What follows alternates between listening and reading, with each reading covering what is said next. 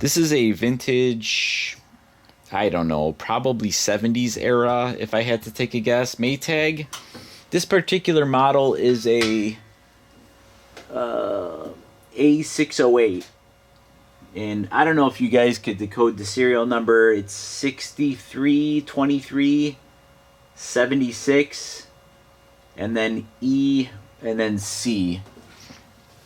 So, I don't know. It's a pretty cool machine. This one's a really clean one. This one is pretty much in as-found condition. And I don't know if you noticed, but you see the bottom of the tub. Normally, that's not very glossy. And this one is in, like, amazing condition. This has been used. Obviously, it's had significant use, but whoever had this, they took really good care of it. This washer has kind of a well-equipped machine for its time. It has a hot wash, warm rinse, hot wash, cold rinse, warm wash, cold rinse, and a cold wash, cold rinse. Its cycles are permanent press, regular fabrics, and I believe it has a soak. Yeah, it has a soak cycle too. And so the idea was is if you were going to use like the permanent press cycle and you wanted to use like a delicate, you would go to the gentle wash action. Because this Maytag actually has a 2-speed motor, which is pretty cool. The load sizes are small, medium, large, and extra large.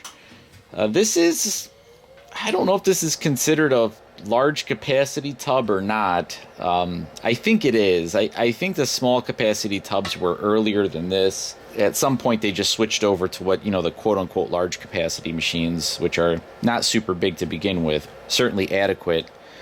This one does have the turquoise power fin agitator, and if you see the inside, I mean, this machine is clean. I haven't touched this washer aside from taking the cover off, and I did put a new set of belts on this because the belts were properly worn out. I mean, they might have been the original to the machine. In fact, here they are. I don't know. It says they don't look super original, but they're very glazed, and the machine was having troubles, you know, getting a decent agitation and all that good stuff. This does have the original old-fashioned helical, aka Pitman transmission, and it still has a standard poly pump that they use basically for an eternity, and a pretty universal type Maytag motor. One notable thing about this is that the cap, or the water shield, is mounted to the machine, and on later models they mounted it to the actual cabinet itself. So yeah, that's about it, guys. This is a really clean machine. I'll tell you what, I've had some people asking about whether or not I would sell these machines, and I will shamefully tell you that generally speaking, I part these machines out. And I know it sounds like it's terrible for me to do that to an extent, but like, there's so many people that need like these snubber bases here, and those are no longer available. And so I feel like if I part out one machine, I could save, you know, 30 or 40 Maytags that are already out there that people are, you know, enjoying and stuff. And also, not to be like a capitalist pig about it, but this machine unfortunately is worth more in pieces than it is as a whole unit. But this one, being that it's a 608, I feel like it's an upper model, and it is really clean. Like I said, I'm gonna I put some new belts on it, and I will clean up the machine inside and out. But I'm going to try and do kind of minimal restoration work so that I could sell this machine for kind of an affordable price. And if anybody is interested in it, I'd probably sell it for around 600 bucks. Quote unquote as found condition, but obviously it's working perfectly. In fact, I'll do a couple of loads so you could see how well it is in fact working. And this would be a really good machine if somebody wanted kind of a vintage Maytag, but you know, maybe didn't want to fix their own and didn't want to pay $2,000 for a fully restored model. You know, this is kind of a good like survivor as far as vintage Maytags go.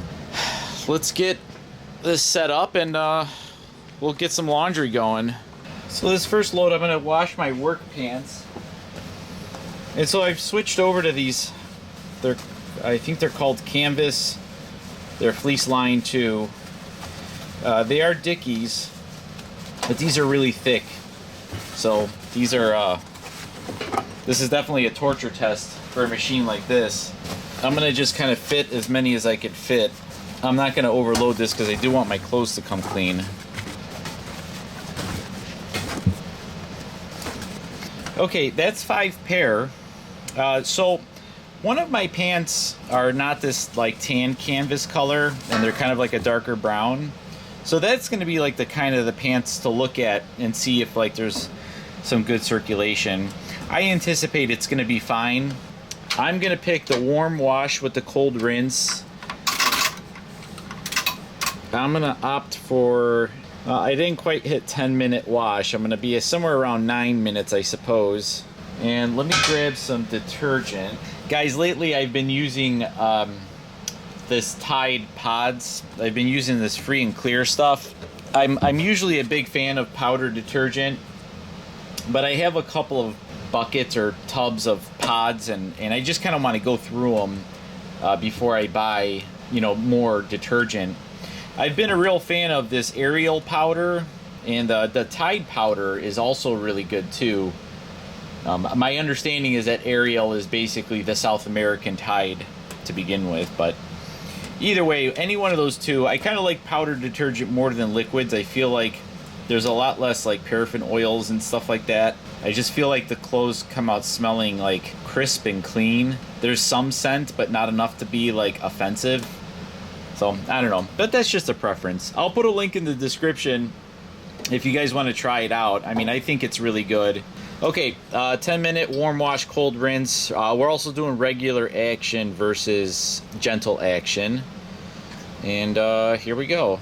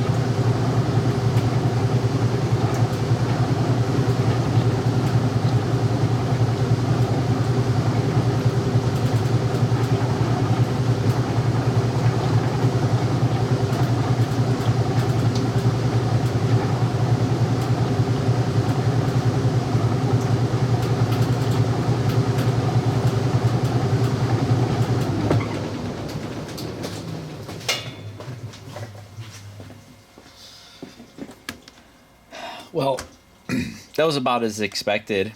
It was a little bit slow to get to agitating. I don't know if you guys noticed that in the very beginning. There's two things. First, those belts were brand spanking new, and they kind of just needed a minute to kind of get in their place there. Secondly, it's really cold back here. So it's like wintertime, and it's like 20 degrees outside.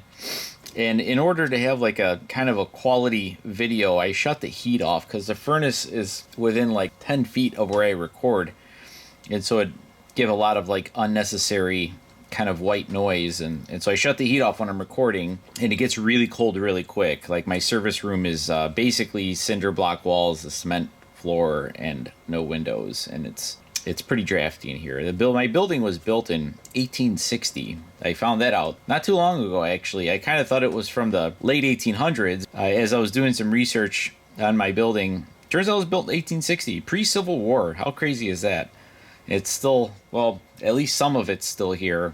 This building's been like added onto and taken away and rehabbed and added on and more taken away, and it's kind of like the ship of Theseus. I don't know what's left here anymore of the original stuff. So anyways, I'm going to put these in the dry. I'm going to do 2 more loads with this machine before I give it the check mark of okayness. And like I said, I'm going to put this one up for sale for a little bit. And if anybody wants to buy it, you could go look at it. It'll be on my website, lorainfurniture.com. And then just find the tab that says like, it'll either say like vintage/specialty appliances, and you'll probably find it in there. You can't buy it directly on my website, but you can see it, get some information on it. Probably not any more information than what you're going to find on these videos. You could just give me a call and, you know, buy it and pick it up whenever you're ready, or have it shipped or whatever you like. Anyways, thanks for watching. We'll see you on the next one.